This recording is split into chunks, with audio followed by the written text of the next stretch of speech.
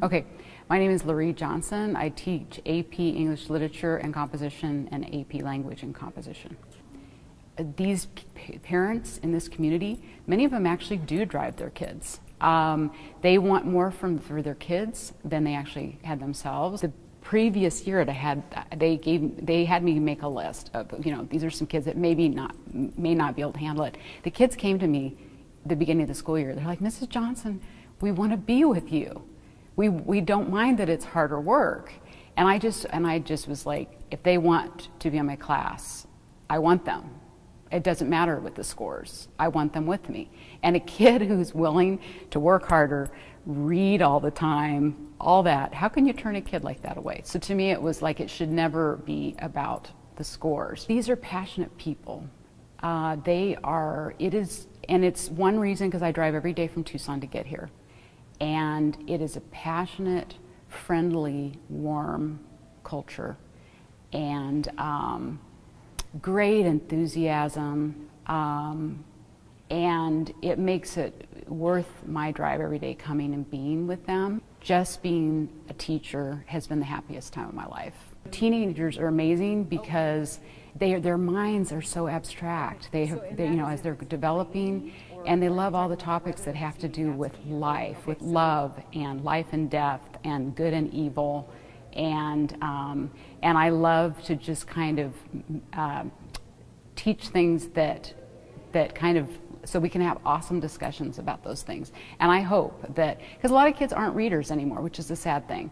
And I hope that some of them will actually enjoy reading more after they have my class. One book that we're reading, it's called The Namesake by Jhumpa Lahiri. I thought it would resonate with them because they've got kind of a similar situation with the cultural thing and wanting to be, parents wanting to preserve the culture. What I do is I do a project that where they explore their own heritage, and that is the last couple weeks. They'll be presenting these wonderful projects. We cry. It's like, it's very emotional.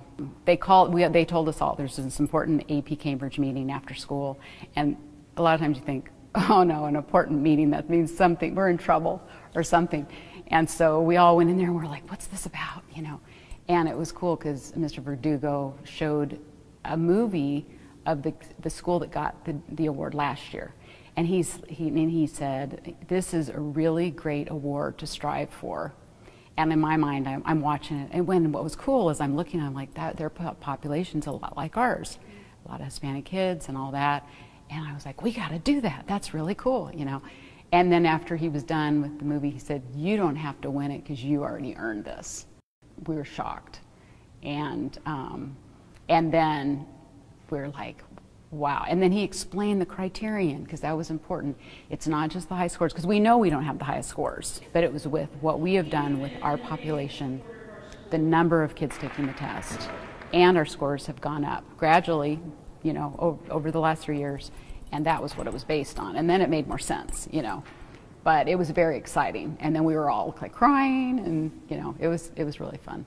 I feel myself a passion to work even harder, because you kind of feel like, well, we got this award, but and now getting some scrutiny, I feel like you can't rest. We got to work really hard